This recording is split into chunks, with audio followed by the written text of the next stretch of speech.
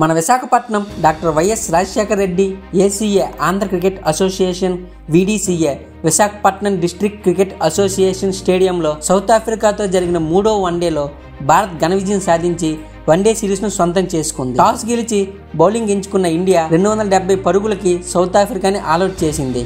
India batsmen Jaiswal, Rohit Sharma మంచి starting అందించగా కోహ్లీ తన స్టైల్తో ఫినిష్ చేశారు. మ్యాచ్ ఇంకో 10 ఓవర్లు ఉండగానే ఫినిష్ చేశారు. విశాఖపట్నం స్టేడియం అంతా సందడి వాతావరణం నెలకొంది. వచ్చిన ప్రేక్షకులు ఎంతో ఎంజాయ్ చేశారు. అయితే అక్కడికి వెళ్ళడానికి ఎంతో కష్టపడ్డారు కూడా.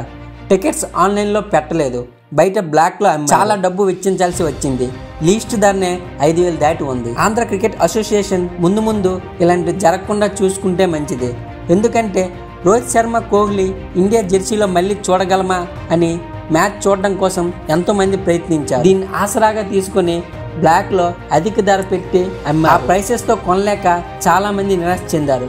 ఇలా అయితే సామాన్యులు ఇలాంటివి చూడడం చాలా కష్టం. మీకు ఎటువంటి కంటెంట్ ఇన్ఫర్మేషన్ కావాలో కామెంట్స్లో మెన్షన్ చేయండి, తప్పకుండా చేయడానికి ప్రయత్నిస్తాం.